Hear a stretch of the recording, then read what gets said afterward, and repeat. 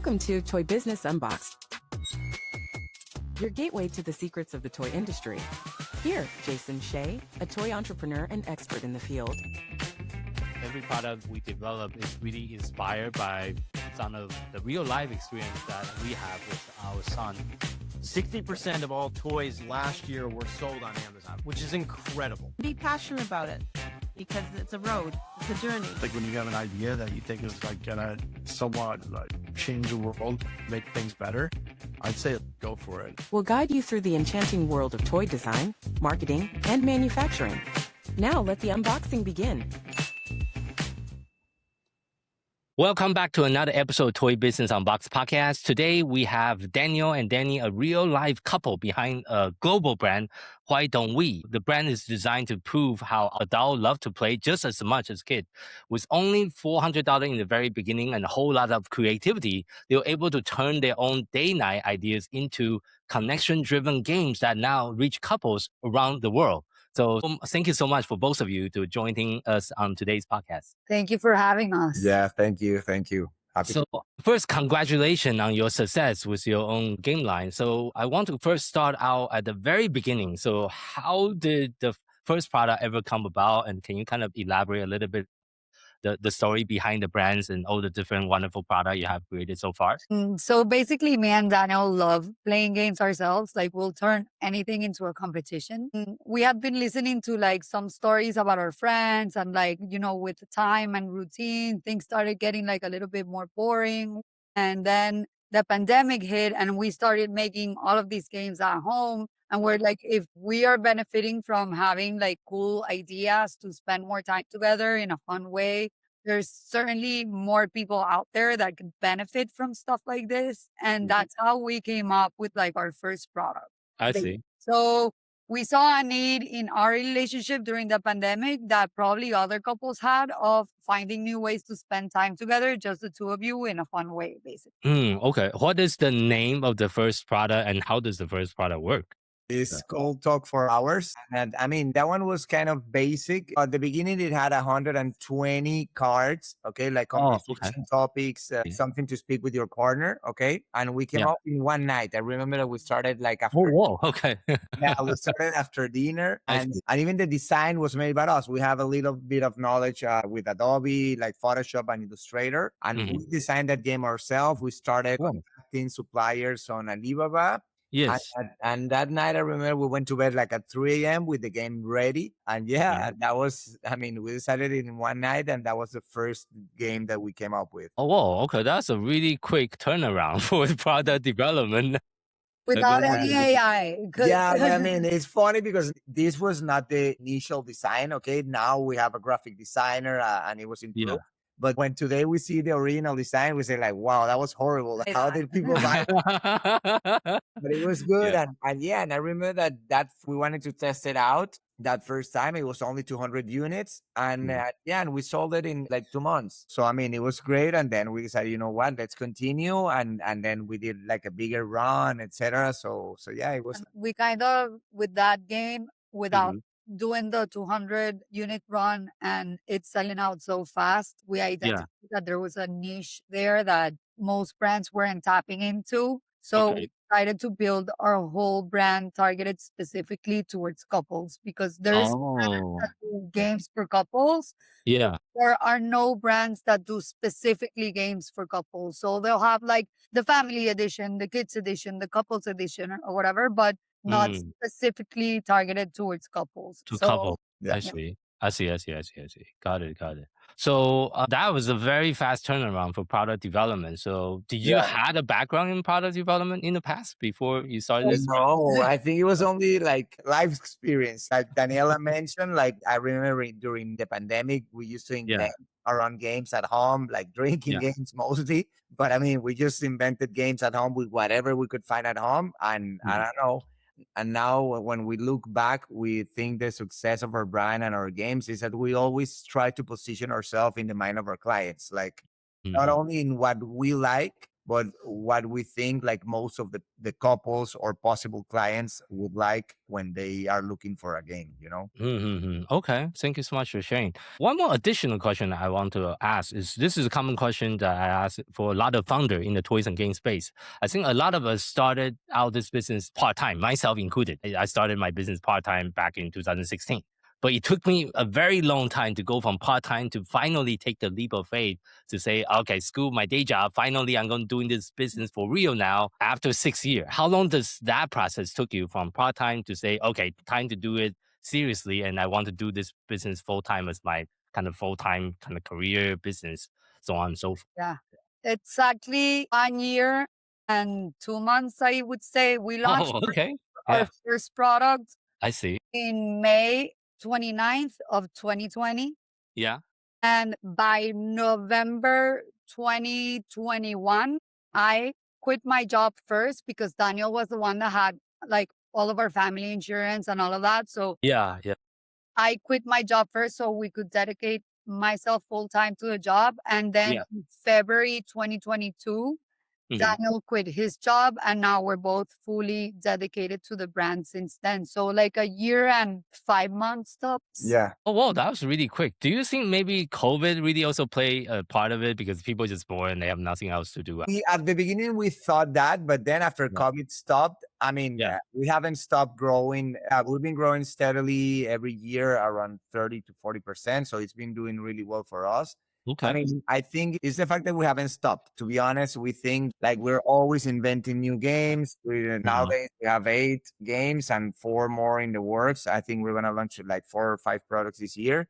Oh, So okay, I nice. think that's it. We're always launching new games, improving the games we have. So I think that has been key to our business. We also take like very seriously what our customers are saying, like Mhm. reviews and all of that. And we take into account everything that they say to be able to still improve the products that we have or Mhm. come up with new products too. Like sometimes the ideas even come from listening to our clients. So Yeah. just I think that part of like doing the social listening and seeing Oh. what we're saying has been key to keeping the brand up to what the market is asking for. I see, I see. And I think one thing interesting thing about your product, because a lot of it is like conversation or like used between couple, and you're not just selling it in the English edition, you also have multiple languages nowadays, right? Like what kind of unique challenge do you face when you're doing translation? And also there's also a culture nuances because before the meeting interview, you mentioned you're launching in Japan.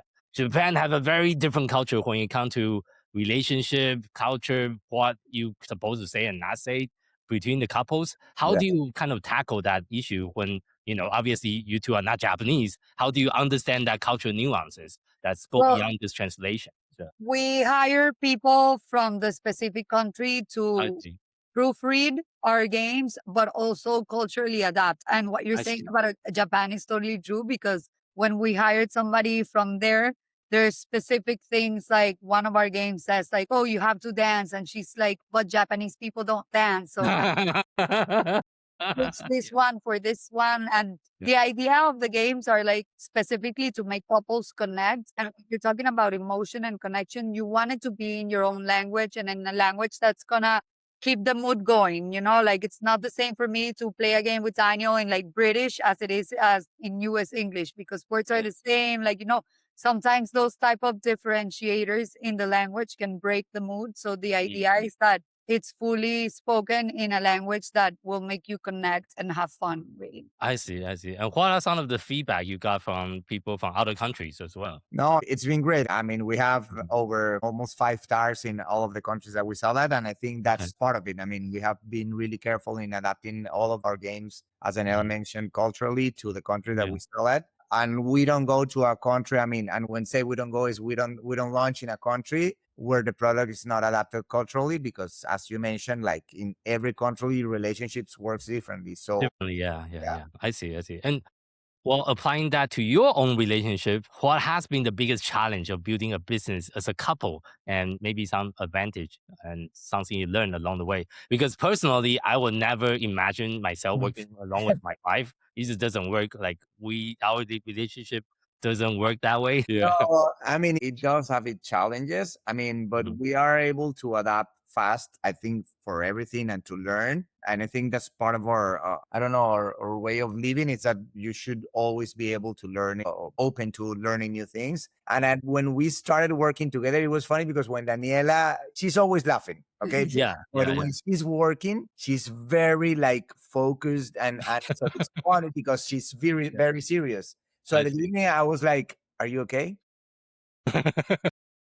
And she was like, "No, I'm working." Like, this is So at the beginning, it was that, but I mean, I see. nowadays, I mean, we spend a lot of time together. We travel a lot. We're nomads, okay? So Yeah. we're on a lot around the world. So I see. yeah, so we spend a lot of time. We work out at coffee places, etc. Okay. Yeah, Okay. so Okay. we kind of know already our routines and everybody. I mean, I'm a late night worker. I love working after dinner. I stay up until like 2 or 3 a.m. Okay. And she goes to bed. I like that quiet time at night, for example. But I mean, it's understanding each other and understanding that everyone has different way of working and different way of concentrating, you know. I think there's like three main things. Basically, first of all, like when we launched this, we said that if this interferes with our relationship, then it doesn't matter like how successful it is. If it ruins our relationship, it's not worth it. First of all. Yeah. Second of all, is about respect and learning people have different ways of doing things and respecting each other's ways. And sometimes in the differentiator of his way and my way, we can also find strength because he's good at some things that I'm not, or doing things differently than I do, or and vice versa. So there's strength in the difference of things. And third and most important, I think we both realize that business discussions are business discussions and it has nothing to do with our personal lives. And we can disagree on business decisions and it has nothing to do with our relationship. We can end the argument. I would say, okay, that was business. Give me a kiss. Next. You know, like Okay, I see.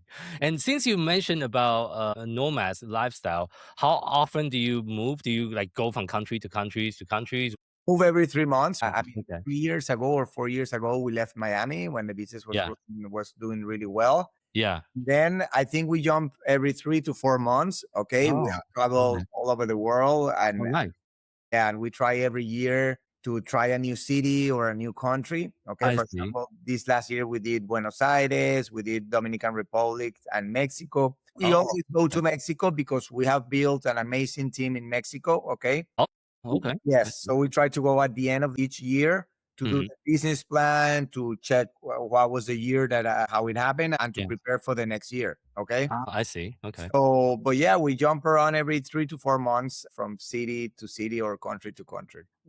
Okay, that's a very cool lifestyle and always like very envy of sometimes. But it's hard when you have 3 kids and they need to go to school and you kind of couldn't just change the school every single 3 months. You'll be very tricky. Yeah. So, Yeah. yeah. Yeah. It's been tricky managing the team. I think that could be challenging because sometimes we're, for example, this year we're going to be living in Vietnam for a Oh, okay. So the Okay. time difference for sure Yeah. is going to be challenging, but we also find a good way to take advantage of it because, for example, during the mornings or during the days, we have more time to concentrate on creating new games. We have more time Sure. for ourselves. Okay. But then we're also, the challenging part is we're going to need to work a little bit later Yeah. to be able to communicate with the team in Mexico because there's like a 12-hour difference. Got it. Well, I'm not a nomad, but I do travel quite a bit. Like this year, I'm probably going to be traveling to 10 different trade shows this year. And I'm actually going to Germany later this month as well for New York, actually Nuremberg Toy Fair. Then I'm going to New York Toy Fair in February. Then I'm going to Gamma in March. So just every single month, I'm going to a different toys or game trade show because that is the industry that Yeah. we specialize in. But going back, I want to transition today's conversation to marketing strategy because I think one of the main, I guess, secret to your success is you must done something right marketing wise. Otherwise, how do you grow so fast? From where you were at to where you are right now. So, what are some of the marketing strategy that work very well for you that you can also share with our audience, both offline and online strategy wise? I'm going to say something before you do because Daniel is the one that mostly handles all of our advertising. Yeah. We've only started offline marketing work, basically like social media outside of Yeah. Amazon type of thing this Yeah. year or 2025. Oh, whoa. Okay. I will say Daniel is like a brain maniac when it comes to data, analyzing data and learning the new trades and keeping up with the new trends within Amazon and the other platforms. So like he really like every single week or he's listening to some podcast, learning something new. So part of keeping up with the trends, I feel from my perspective, that has been like great success to our business because he's always keeping up with the competition and doing new things. But I'm going to disagree with Daniela. Okay. Yeah, but because I'm going to say, I mean, I don't think good marketing or good advertisements works without a good product or True, works true, without a true. good team or works without a good strategy. Okay. Or at least not in the long run, because maybe you're going to have good advertising and invest a lot and you can sell like 10,000 units of a product, but then it's going to stop there. If the product is bad, it's going to stop there. You're going to receive bad reviews, etc. So I think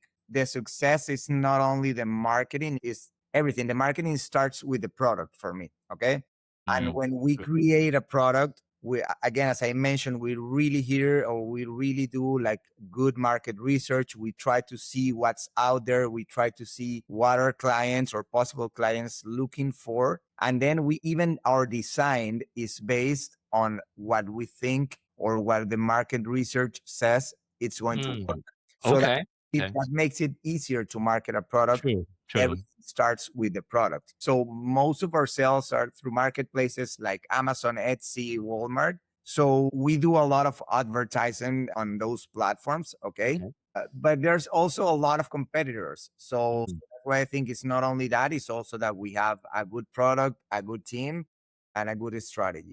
I see. So what is the future looking ahead in 1-3 years down the future? What is the vision for you and your brand? I mean, yeah, I mean, every time we meet in December to have the plan, we do a plan like for 1 year, 3 years, and 5 years. Okay. And it hasn't changed. We have been lucky to like have a good we've aim. met all of our predictions. Yeah. And I mean, and for next year, it's, as Daniela always says, like conquering the world. Okay. I mean, we always launch the products first in the US market. Okay. So now we have like 8 products in the US market. We're going to launch 4 or 5 more this year. But the idea is to roll all those out to the rest of the countries and the rest of the world. For example, in Australia, we're selling already, but we have only 3 of our 8 games. So the idea is also to launch those games over there. In Japan too, like all of the marketplaces that we sell at. And continue launching products, continue making happy couples. And also, I think one of our plan for the next 2 years is marketing like outside of those marketplaces. Yeah, very different. Yes. Yeah. Like we know there's a lot of couples that they don't even know that this kind of products exist. Okay. Yeah. So we really need to work on the awareness of the brand and of the products so couples can know that they have tools out there or games out there to have more fun and to spend more time with each other. So we're doing a lot of work that started this year, but on the next 2 years with social media and the brand out there. Got it. Yeah, totally makes sense. I think the problem with the marketplace, obviously, is a lot easier to get tractions on marketplaces like Amazon and Walmart, but they kind of also hold everything as like a hostage because you don't have any customer data as you're building your brand. You only thing you have is just cash flow. You just have transaction. It's 100% transaction based. I think for a business and the brand to really scale to beyond like 7-8 figures, you really need to focus on relationship with the customer. But you cannot do that through marketplaces. That's something I also struggle with as I'm growing my own toy brand because we were also very, very Amazon heavy early days in our brand journey before we start building the email list, social media followings, doing meta ads, Google ads, and all the other things. You're totally right. And I think what you said is key. I think you have to find a combination. I mean, everybody knows that everybody goes to marketplaces to buy. You already have your credit card saved there, etc. You trust marketplaces more than any regular website out there. True. But I mean, I think what is key is to find that balance, okay? That have that, I mean, those sales from the marketplaces that are going to give you momentum and cash flow to be able to develop like your business part and to be able to get that customer data through your website, through email lists, etc. Sure. Of course. Then that's a goal, for sure. And I think the most important part, like for us, for instance, just like you, I think your toys are as a brand, you're a brand with a purpose. And it's difficult to sell your purpose through Amazon. So Yeah. outside of Amazon, so people know that we actually do care about your relationship. We do want you to have fun. We do want you to be happier.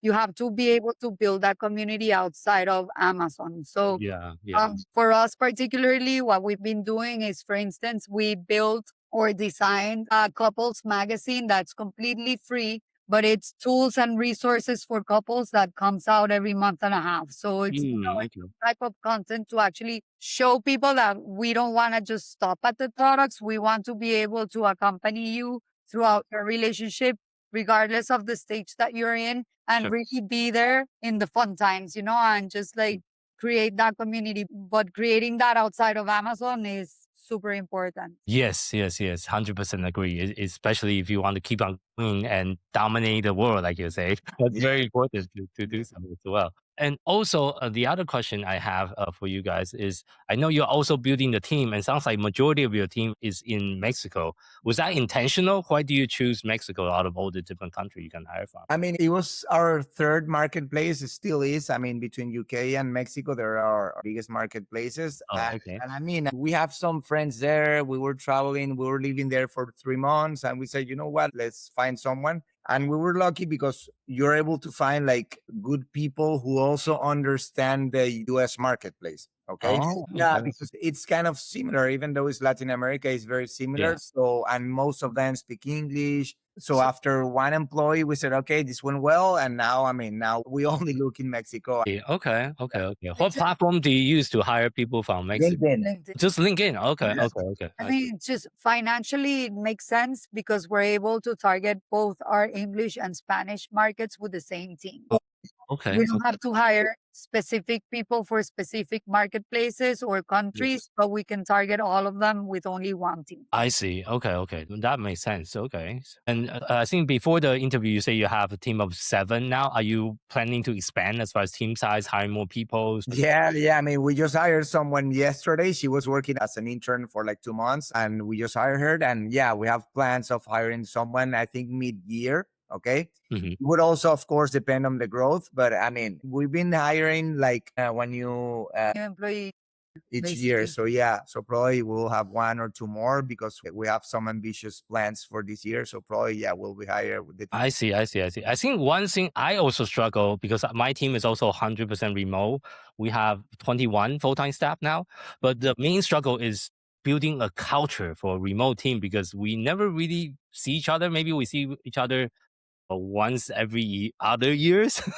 Yeah. And the company have been growing so fast. Only 2 people on my staff I actually met in person. The rest of the team I have never met in person. And this year I'm actually going to Philippines in the summer to meet the rest of the team in person. But one of the struggle I face as an entrepreneur, as the leader of the team, is like, how can I make sure I can still create a solid culture where they can still connect among each other as coworkers when they never see each other in like physically? Like, do you also face a similar struggle? We've implemented certain things to try to break that barrier. Like, for instance, like the first Thursday of like every month, we do like Coffee Thursday. Okay, that's a good idea. We invite coffee to all of them and we'll all nice. combine and share like something about ourselves or like I mean, we treat them as persons and not as employees. I think some companies forget that all the teams, I mean, they have families, they have life, etc., and they treat them only as a resource. Okay, and we try not to do that.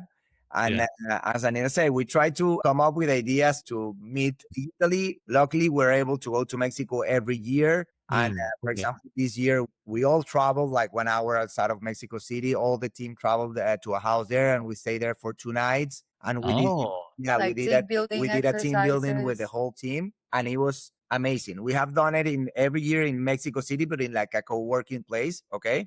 Okay. It was only like 1 day there, but this time we stayed there for 2 days, and I think it was amazing. The team loved it. It was like mostly for them. What you're saying, like Yeah. To So- connect. Yes.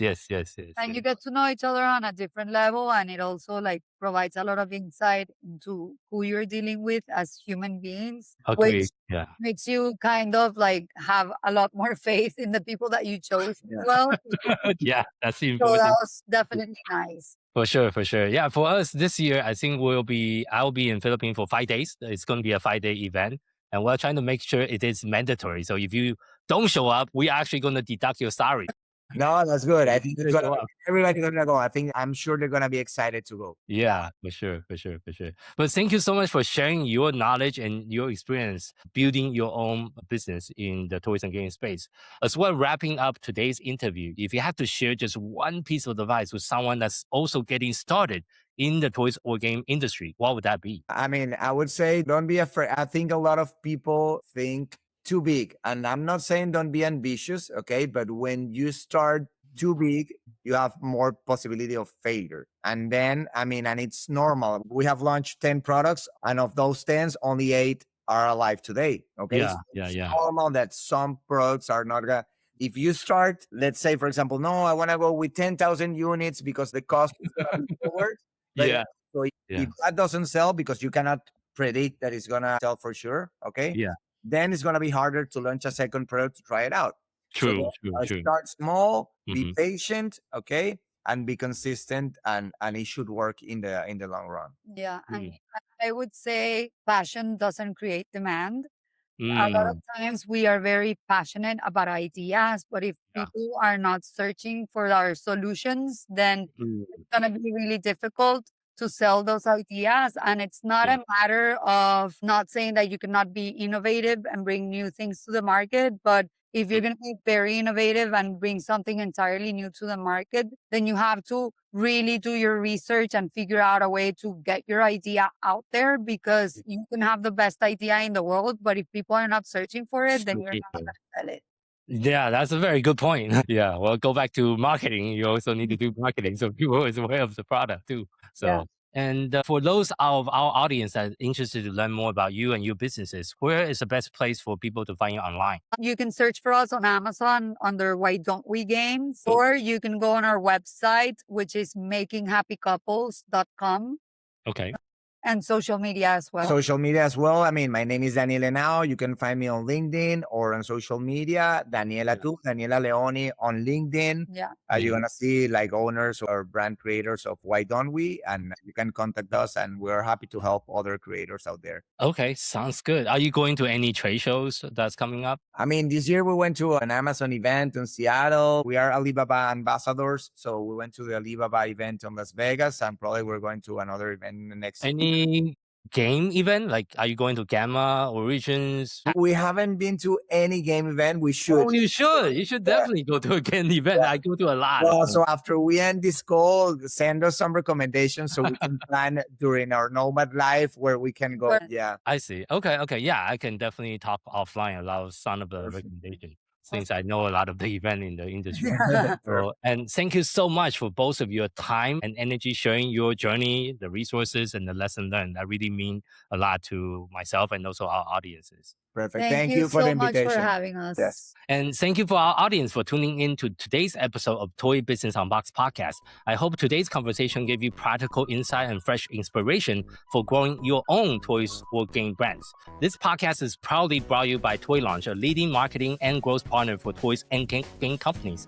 At Toy Launch, we help brands scale on Amazon and beyond through full service account management, PPC, search engine optimization, creative, catalog optimization, influencer marketing, and marketing consulting.